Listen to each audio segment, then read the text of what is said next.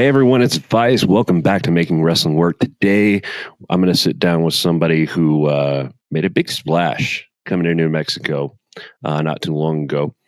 And he's not wrestled here very much, but he's from here. And so please help me welcome Lonzo Romero. How you doing, Lonzo? I'm chilling, bro. I'm chilling. How you doing, dog? I'm good, man. Thanks for joining me. It was actually such a nice thing to see, a native New Mexican coming out to New Mexico who hasn't wrestled here, getting that little homecoming. And so, man, I had to get you on here. Like, it's been a time since about 2022, 21, I think is when you started, and then got in the ring in 22. Is that about right? Yes, sir. Yes, sir. Yeah, I started training at Black and Brave September 2021.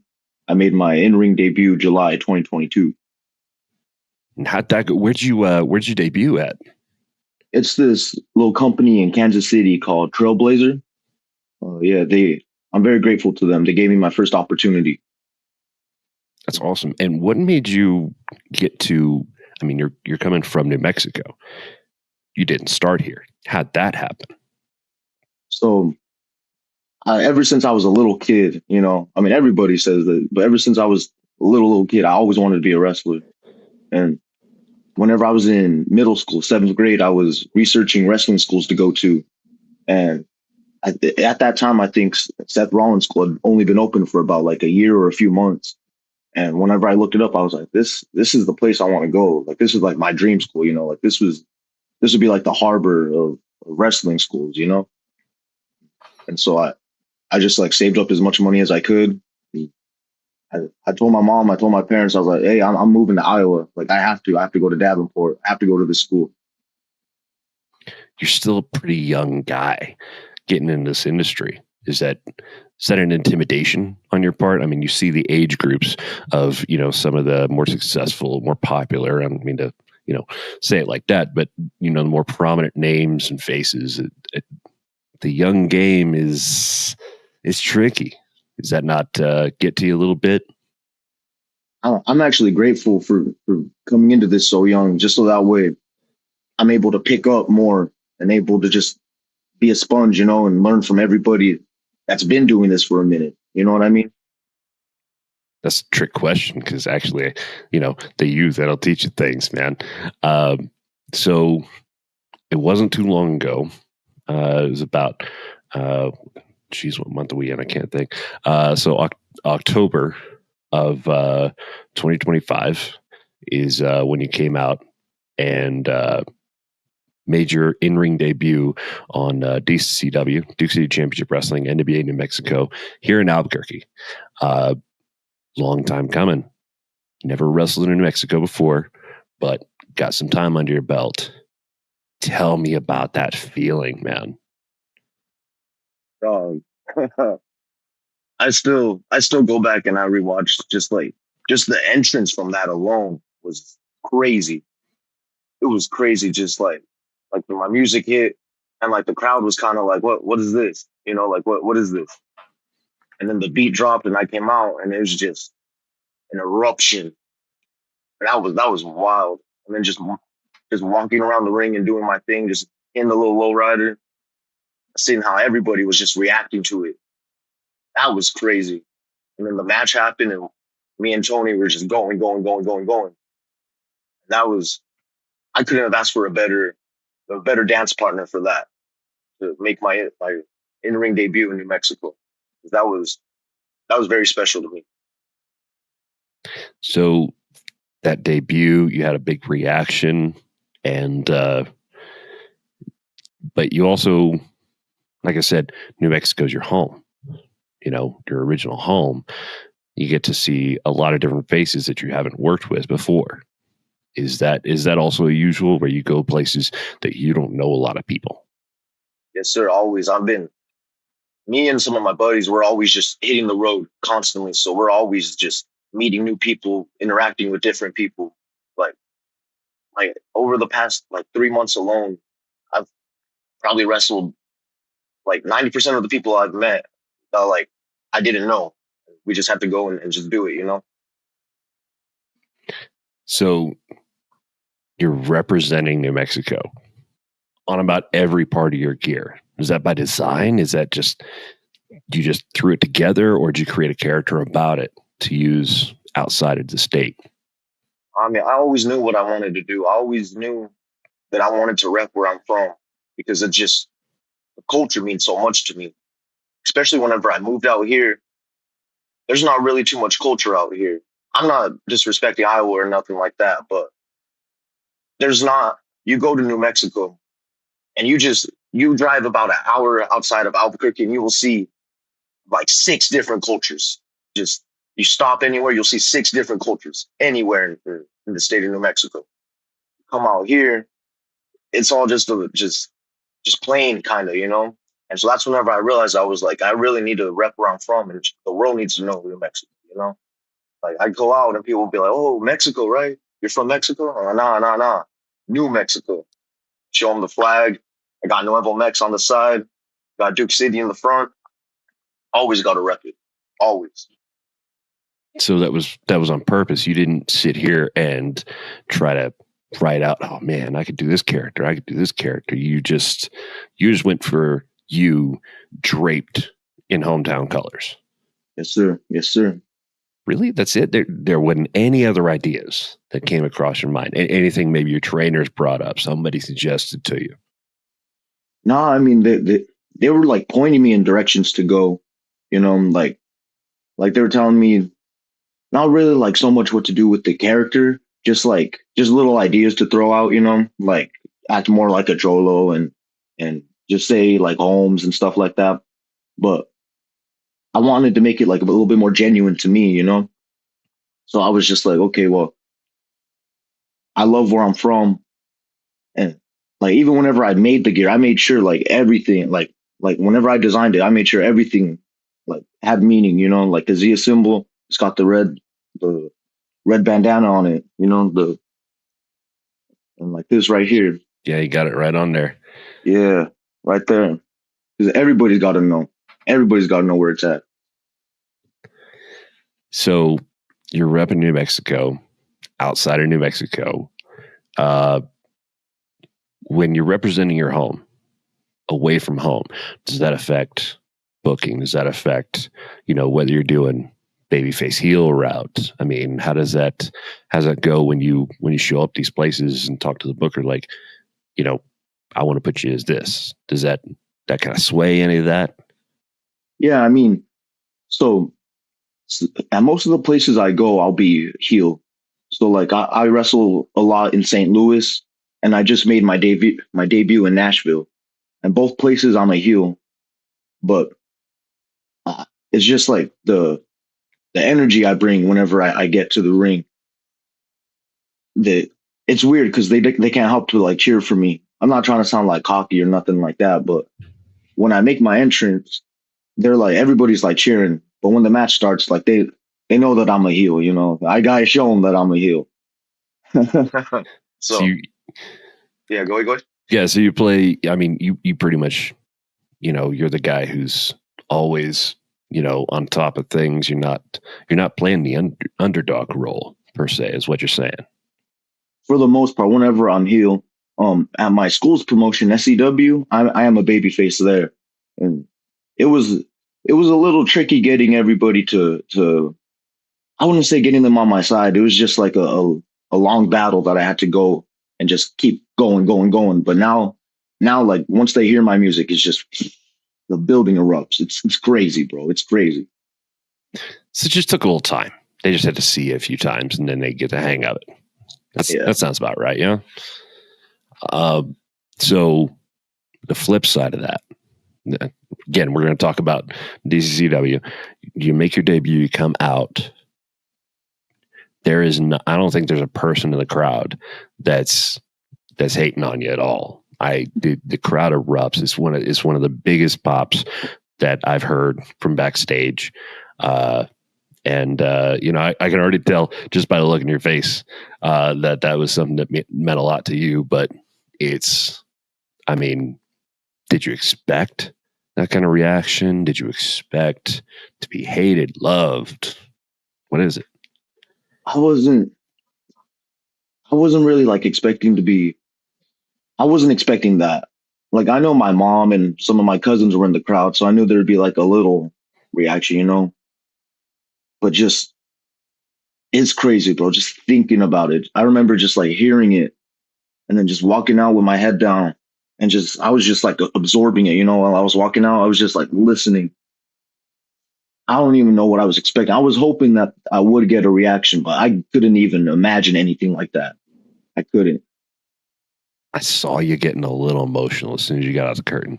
Sunglasses come off, and did I see a tear in your eye?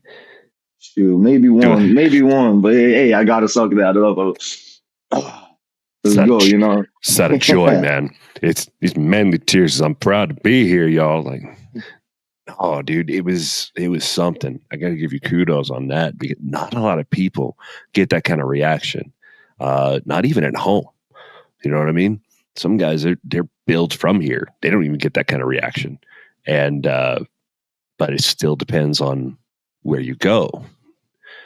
Sport New Mexico colors. If you go out to some place like Texas, oh yeah, no, you need to be hated there, don't you think? Yeah, yeah, Um, yeah. so on that dynamic, like, do you play kind of the same person, whether you're babyface or heel? Is it always the same? Minor tweaks? What's the change up? Yeah, like I wouldn't even say that I change anything really, because I mean, when I come out, I'm talking my ish, you know, like I'm doing my thing, I'm hitting the low rider, and whenever I'm a heel, I just like flip it, you know. I still like come out, I still do the low rider, I still talk it, but I guess it's just like the attitude I have, you know. And then like of course like I'm more heelish during the match whenever I'm a heel. Uh, but yeah, like one of the main places I work is called 01, and they like no matter what I do for the entrance, I could be I'll talk I'll talk crap to everybody in the crowd, but everybody's still rocking with me. You know, everybody's still doing this. But then once the bell rings, that's when it flips on them. That's when they start booing me. You know, that's it's weird. It's a weird experience doing that, but it's cool. It's cool. So you've met quite a few people in the industry now, uh, throughout several states. Uh, you know, different training schools. I'm sure. Uh, has anybody ever talked to you about how you do in the ring? Somebody you didn't know. For example, you came out to New Mexico, you met guys like you went in the ring against Turbo Tony. You met guys like Hobo Hank, uh, and these are men that can always have that kind of advice, from their experience and their tenure. Has anybody ever told you anything of note? Something you kind of started to keep with you? Yeah, I mean, so whenever I started breaking into the St. Louis area, um, there's this one guy. His name's Anakin Murphy. He's a pretty big name in the Midwest. He, Yeah, I'm familiar. Okay. yeah. And whenever I remember my buddy was telling me that as soon as he saw my match, he went up to him and he was like, "Where did you find this guy?"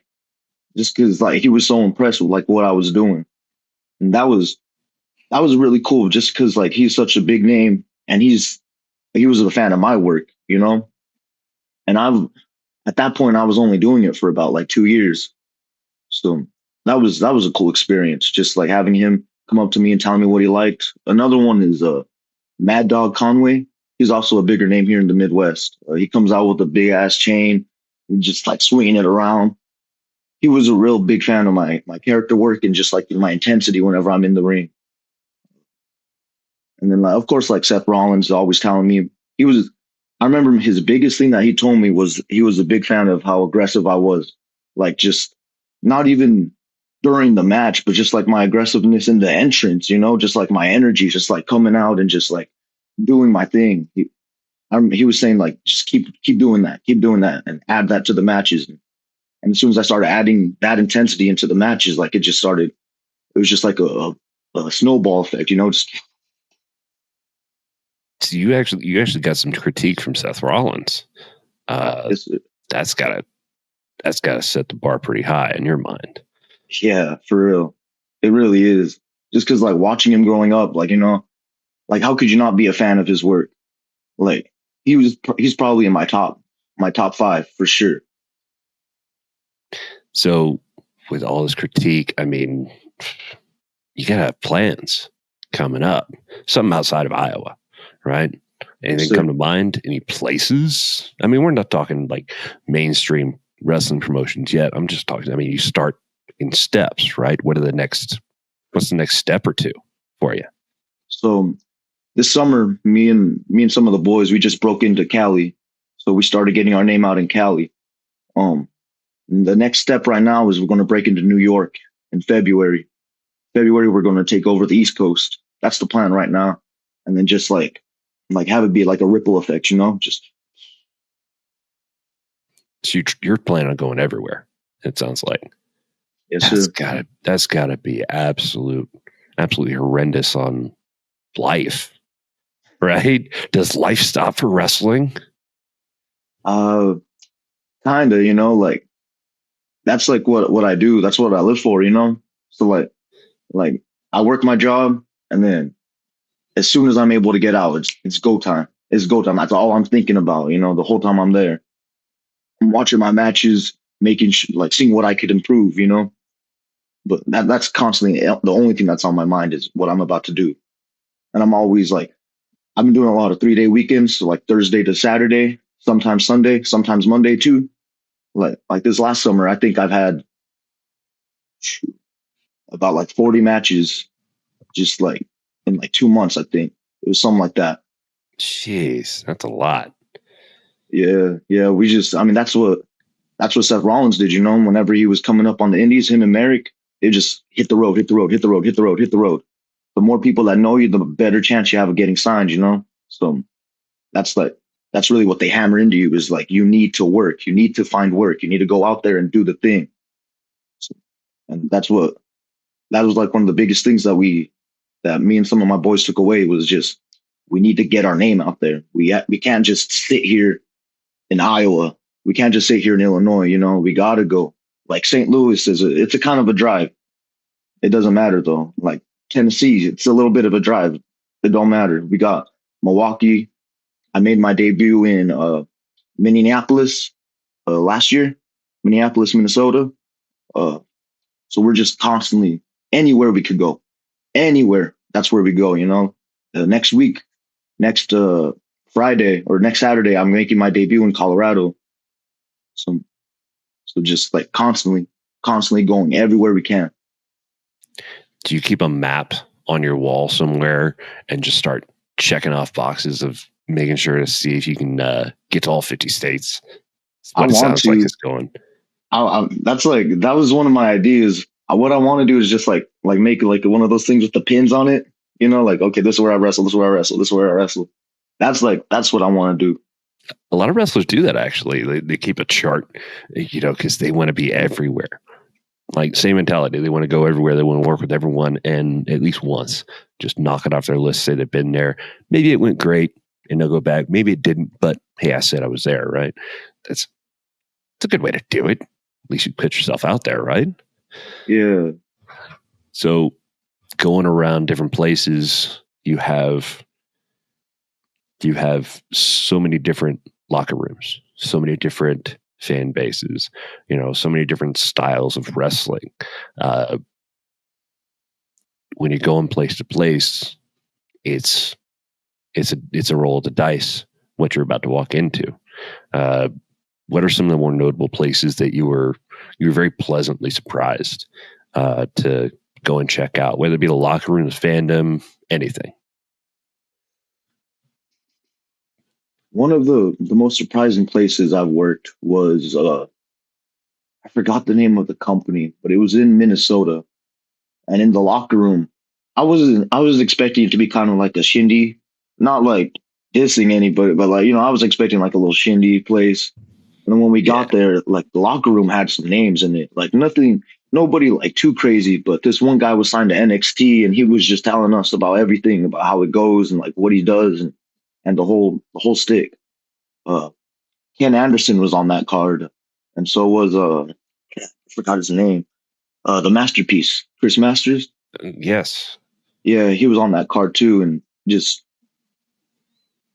having them like watch your match and just explain to you, from a different perspective of what you're doing and what you got to do, especially like Ken Anderson, just because he's such like a character driven person. So having him like tell me some stuff that I needed to fix on my stuff, because I mean at that point I was about a year in, year and a half, I think. So that was a really cool experience. Any locker rooms, maybe you don't have to name names, but let's say situations maybe you've run into that didn't go as well. You don't All have to right, so, tell me if you don't want to. I just, no, you're good. You're good. It was whenever I first started, bro. I had first started wrestling. I was maybe like 4 months in, and we get to this locker room, and I'm looking around. And I'm like, okay, everybody here is not like in the best shape, but that doesn't matter. Let's see. So I'm watching the matches in the curtain from like behind the curtain, and I'm like, oh crap, I think I'm the best one on this card, and I'm 4 months in, and just like watching everything go down, I was like, oh crap. And then the guy I wrestled that night, that match taught me how to work. I always say that match taught me how to work because this guy wasn't giving me anything. He wasn't. He would just lay there. He wouldn't like be selling. He would just lay there. So I was like, oh crap, what do I do? So now I started interacting with the crowd and just started like doing stuff like that just because I was like, I can't do anything to him. He's not selling for me. And then just like everybody in that locker room was cool, but it was just it's not a place you want to go if you're trying to like make a name. Like it's good to get the rep in, and like I'm definitely grateful for that. But it's not a place I'd go now. yeah, and it's not a bash on any like promotion or any performers. It's just, you know, everybody has their piece of the world. This is how I always think about it. What about the fans? Like, you have a lot of different fan base. I mean, contrast New Mexico, you know, or the fans are very different, like say in Texas or like in California, you know. Uh, do you have a place that just has the wildest fan base that just absolutely went nuts for you? Or not even just for you, just one where you were Yeah. just like, okay, what's happening? I mean, other than the New Mexico one, because that one was pretty wild. That one will always be just so special. St. Louis Anarchy it was pretty crazy. Not for like yeah, for my entrance, for my reaction and stuff, it was cool. But just like watching the whole show and just watching just how intense the fans get into the matches, and like they know what they're doing. So like whenever they see them about to do a suicide dive, they like clear out, and then it's just like a bunch of empty chairs, and then all of a sudden they're like they're like trying to get like be part of the action and everything. That was pretty cool. St. Louis Anarchy, 01. It's I call it one of my home promotions just because like that's where I'm always at. I'm there like almost every single week. Uh, we had this one spot where one of the managers was supposed to like get a beer bottle and bust it open on somebody, right? But the fans, like right whenever he went to do that, the fan grabbed it and like ran off with the beer bottle because she didn't want him to do it. So that was wild. Just because like I've never had that happen before in a match. That like the fan just runs off with like what you're trying to do because they don't want you to do it because you're the heel. Yeah, I've never seen that before. Like, Yeah, heel or babyface. No, like, okay, coming at me with or coming up with this guy with a beer bottle or kendo stick, fan just takes it away. Like, yeah, no, don't do it. No, I've never seen that before. That actually happened. yeah. And then we were just like, oh crap! Like, what do we do now? Like that was supposed to take him out, and so we just like called a little audibles to just like started beating him up. But that was like the guy that got the beer bottle, he was a little upset about it. But I was like, bro, why are you upset? Like that was like we got them so much that they took it from you because they don't want you to get this guy. So that That's was actually, yeah, that's actually a really good emotional like response. That in my mind, that says you're doing your job. Like when the fans really dive into it, hopefully not too much, but when they invest in it, that's when you're doing your job. Uh, so as far as the fan bases, any interactions that like stick with you for you? There's this little girl at my SCW promotion, my school's show, and I it's funny to me because my mom never like she never wanted you to like wear a bandana or like do anything like that, you know, like she's very very Catholic, very like this is what you need to do, like no gang stuff, you know. And this little girl, she bought one of my bandanas and she was wearing it as a bow in her hair. I always thought that was so funny, just like because I came out and then I see this little girl with my bandana in her hair, and I was like, I'm always wondering, like, what would my mom think of that? Like seeing this little girl with a bandana in her hair doing the lowrider, you know, like just hollering. That one always sticks out. I had a big match for the my school's. It's called the QC Cup. It's like a big trophy. I had a match for that, and I remember it was. I'd say it's like so New Mexico, and then this one because when I came out, it was just that building erupted. It was there was maybe like 300 people there, and just like every single one of them was like going for me, and just because they wanted me to win, because like we were telling like underdog story with me, you know, that I was getting screwed every time that I tried to go for this championship. I'd get screwed. I get screwed. I get screwed. Like something would happen, and so like that night, it was like one of our bigger shows, you know, like it was our anniversary show, so it was like a pay per view, I guess you'd say.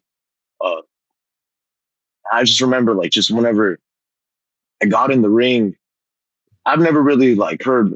I've always heard them going crazy, but I've never heard them like chant like Lonzo, Lonzo, Lonzo. But like the whole building was chanting that. That was just so surreal, bro. And then like at the end of the night, I did win the cup. And that pop was just so crazy. I've I still like I'll rewatch it like constantly just because it's just so surreal. It's so surreal, bro. What's so appealing about the wrestling industry to you? Because I think I'm famous, maybe not in video, but in the locker rooms to say this. It takes a special level of insanity to really get into this as a profession, even just a side gig. Uh, what was the biggest thing that drew you in, besides just the entertainment value? Yeah. Like what drew me into the business to want to do it? Yeah. All right. I mean, whenever I was a little kid, my dad, he went to prison. So whenever we would go visit him, my cousins would always have like SmackDown on the TV. And so that's how I like just started like getting into it. And it just always became like just like this. Cause like my dad was in prison, you know, my mom was in debt, like just the world's going crazy. And like all we have is is freaking The Undertaker going against Rey Mysterio, you know? And like that was just like my world. And just like I never wanted to do anything else ever. Like I was like after I graduated from high school, I went and I worked at a prison for a year because I knew like I needed to build something so that way I could leave, that way I could come out here. And it was just like there was never even a thought in my mind of like doing something different, just because I knew that the wrestling business is what I wanted to do. Like I was always a fan. I was always like you could ask anybody, like this is what I wanted to do. There was nothing else. Nothing else. I actually share in that opinion. I mean, now I don't do much else except just work in wrestling. May not always look like it, but again, the rewards aren't always just financial. Uh, the fandom is incredibly important. For me, it's the associations backstage that's more important for me. But yeah, like I said, it takes a certain level of insanity because accidents do happen. Have any accidents happen to you in ring, in travel? I want to hear some stories, man. Come on, lay it on me. Yeah, I mean, so this past summer, it was wild. we it was right before we went to Cali. Like literally, it was Sunday. We're going to Cali on Tuesday. I'm having this match with this guy, and he gives me a German, but he he didn't really like know how to do it, I guess. And he dipped his shoulder instead of just throwing me straight back. Yeah. And when he dipped his shoulder, my shoulder hit the mat first and just it popped in and out. Like, and I remember I was pissed, bro. I was so upset about that just because like I'm about to go to Cali. I'm about to make my debut in Cali this like that on freaking Friday, and we're leaving on Tuesday, and it's Sunday right now. And I remember like feeling like my shoulder, like you can see it in the match, like I grab it, like I'm like when you take a German, you're supposed to sell like shit, but like as soon as I took it, I just like grabbed my shoulder and I like was trying to like put it back into place, and I couldn't. It's good now. It's all right now. But like at the time, I couldn't even like lift it like this. Like I couldn't even just put it up. So like doing the little lowrider thing was I had to I had to learn how to do it with my left side. And then just like throwing left-handed strikes. Luckily, that's something they teach at the school. Is just like you need to learn how to throw strikes both ways. So, uh, so it wasn't too hard throwing left-handed strikes. It was just a little awkward at first, But I was probably like one of the big ones. There is one, but I can't. I won't say it now just because I gotta wait a little bit down the line to tell that No one. worries, man. I ain't gonna press you that. It sounds like you got a long career, so there's time.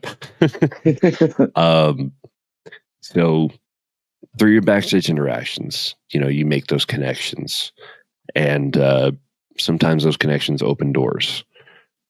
Sometimes it's wrestlers, sometimes other staff or promoters. Uh, which one is which one has impacted you the most?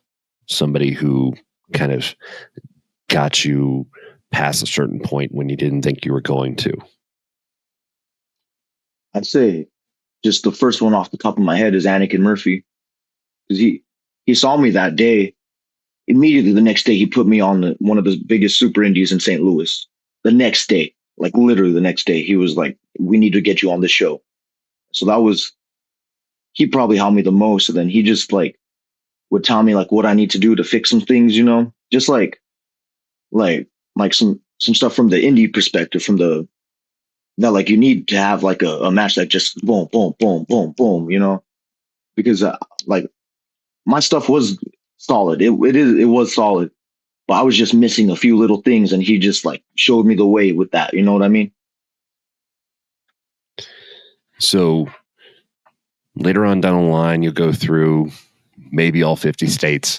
Do you see yourself changing what you're going to do in the ring down the line? I mean, ring work, character work, anything maybe you've kind of thought about, you were tempted, maybe I should touch on this.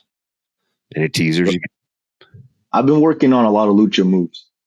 I've been working on a lot of lucha moves, some springboards, some stuff off the top, some just a lot of stuff like that. That's definitely in the workshop right now. I did extra work a while back, and one of the things that William Regal was telling us was like, don't debut any of your new moves until you know you could hit it 100% of the time, 1,000% of the time. You need to be able to hit it because if it looks fake, then it's not going to be worth it. Like why even try doing it if it's going to look like that? So that's why like I haven't debuted any of the lucha stuff yet, just because it's still in the workshop. But it's getting there. It's definitely getting there, bro. It's funny because William Regal's the one who usually goes along the striking advice, right? What I think it was, I think he's the one that always said, hard hits in unimportant places. I think that was something he said. Is that not something you do? Yeah. He was one of the things he was telling us there too was like your strikes, like you need to have a good strike, otherwise you're not going to make it in this business. Because how could you work if you can't even throw a punch, you know? And so after he told us that, like me and my buddies would just go home and we were just striking each other just hard, not hard, but like just making sure like it connected, it made a sound, and it was solid. And So I you're not really sitting feel there that. stiffing each other then, you know? Nah, I mean maybe a little bit sometimes. You have to a little bit, What happens but that between friends, as long as it's good yeah for the business, whatever, yeah right? yeah yeah. Actually, no, that's a good one. Uh, you ever got one of those right in the ring? Something just straight out of nowhere stiffed. Something that just really sets you off. There's got to be one. Yeah. Yeah, well, so it was at And the it could be zero an one place. accident, of course. Things happen. Yeah, But it was an accident, but still, like it set me off, bro. It was just because this guy wasn't really like he wasn't really trained well. He like their trainer was really good. He was really good. He was even on 205 Live. So like I know that he's solid. He's a solid guy, solid worker. I've had matches with him. He's good. But this guy, he's just like he didn't really like care, like the one of the trainees there. And I was wrestling him, and he was in the corner, and he went to give me a boot, but then he kicks me in the throat, just boom, right in the throat, and ooh, that just set me off. And I posted the clip on my Instagram just because it was so intense, like the intensity I brought to it. Right after that, I was like, might as well post it. But I just started like whooping on him just because like I let him finish the spot. But I was the heel, and it was a hope spot. So as soon as I was able to cut him down, bro, I sent everything. I was just chopping the daylight out of him, and then whenever he went down, I gave him a good one. And then my coach was saying the nicest one I gave him was a kick, just because like my kicks aren't too well, but everything else was going. That set me off. Uh, just because like he kicked me right in the throat, So like I was like, all right, you want to play that game? Let's go then. tensions run high in the ring. Adrenaline runs high, is what I mean. And things happen, but you always want to be a safe worker.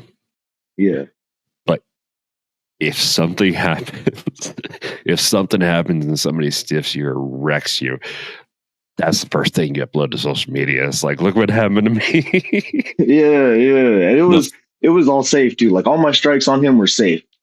They hurt a little bit, but they were all safe, so it wasn't too bad. accidents happen. You post it, follower count goes up. It's just that's Yeah, just the name of the game these days. And social media has actually changed that in the wrestling industry. You go through social media like a lot of wrestlers to try to boost yourself up, get yourself known in different places, get yourself booked in different places. Uh, that's something you have to keep in mind, right? When you're going all these places, like, okay, what can I sit here and record or get clips of where somebody else going to be recording, right? Is that's usually a struggle in itself, especially when behind the scenes everybody's running a mile a minute in different directions, right? yeah. Social media is always tough for me. You're a younger guy, I'm not going to show my age, but you're a younger guy. Is that a difficulty for you to try to balance out? I got to wrestle, but I got to promote. Yeah, so it was. I wouldn't say it was a struggle at first, just because like I came up when Instagram was starting up. Like whenever I was in elementary school, I was in like sixth grade whenever Instagram came out, and so like I kind of like learned how to use it then. It was just some of the best. It was like what to post is what I was like what I was worrying about. But Zicky Dice told me. Do you know who Zicky Dice is? Um, It sounds familiar. I'd be he did embarrassed when a you tell me. it's a GCW. He runs Zicky Dice's Outlandish Paradise. It's like a little GCW pay per view they Oh run. yeah, that's right. Yeah, yeah. He came from Black and Brave too. And whenever he was around, I would just like pick his brain, just like because he's a bigger name on the indies. Yeah, And so I was just picking his brain. And he was saying, when you post something, if you post a picture, it needs to look like it's a movie poster. Otherwise, you're not going to gain traction. If you post a promo, it needs to be cinematic because nobody's going to watch it if it's just me standing right here just talking, you know? Like so my mom will watch it, but but you need to grab people's attention is what he was trying to tell me. And then like I just took that advice and like I ran with it. So now like everything I post, I make sure like it's like a movie poster. Like if you see this on a movie, like if you see this movie poster, like what would it look like? You know? So that's like the mentality I like keep going into it. It is hard like posting constantly. And I do have some videos that I'm like workshopping that I've been workshopping for a minute. And it's just like hard to find the time for it. But yeah. Social media is my personal worst nightmare. I'll figure it out eventually. All these are going on YouTube so far. I'll, I'll figure it out. I'll figure it out. Yeah. I'm not dead yet. Um, so we're learning about you. I had to get you on here because of the impact you made, the waves you made. Congratulations on everything, you've got going on. And of course, one more thing, you became a fan because you saw wrestling in person as opposed to on television, right? That's a big difference maker. And I want to make sure people know that, as well, that you see it in person doesn't compare, or, seeing it on TV doesn't compare to seeing it in person, right? That's the biggest thing. That was the biggest thing for you, right? If you just watched TV, you wouldn't have got into it, right? So actually, it was on the TV, bro. It was because it was a. No, you're good. You're good. You're good. You're good. You're good, bro. I wanted you to finish your thought before I said it, but no, yeah. How it like happened was like my cousin. He'd have these little figures, the little Jax toys.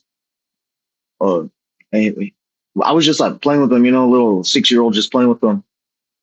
And then he turns on the TV, and the one I have is the Undertaker. The figure that I was playing with was the Undertaker, and all of a sudden I see the dead man on the TV, bro, and I'm like, this is real. And like I see all his tattoos, and he's coming out, and he's doing the thing with his eyes, and I was just like, what is this? And that's the kind of like what hooked me was the Undertaker, just like coming out and doing his thing. But I didn't watch a live show like in person until I was like 17. That was like the first time I went and I saw like an actual like wrestling show live. And whenever it was just a WWE live event, because I don't think there was any wrestling promotions going on in New Mexico at like through the whole time I was there. I don't think any promotion started coming up until after I left. I think that's whenever it started like things started happening, Yeah. But I mean, it's always the lives that, that hook people. Yeah. Yeah. Well, thank you for joining me, man. Before we go, where can people find you at? I'm on everything at Lonzo the Chicano. I got Instagram, X, Snapchat, Facebook, everything. Lonzo the Chicano. Well, thanks for joining us, man. I hope to see you soon. I hope to work with you soon. Actually, I am going to work with you soon after the time of this recording. But thank you. Hopefully, I get to see you, do something like this with you after a little while. I want to hear about your experiences, the additional experiences later, man. But thank you so much. I appreciate you. Appreciate you having me on, bro. Thank you so much for giving me the opportunity and a platform to just let people know who I am and where I'm from and what I'm about, Everybody needs their story told, man. That's how I feel. That's why I do this. So thank you very much. And to everybody watching, thanks for listening. Thanks for watching. And we'll see you all later on.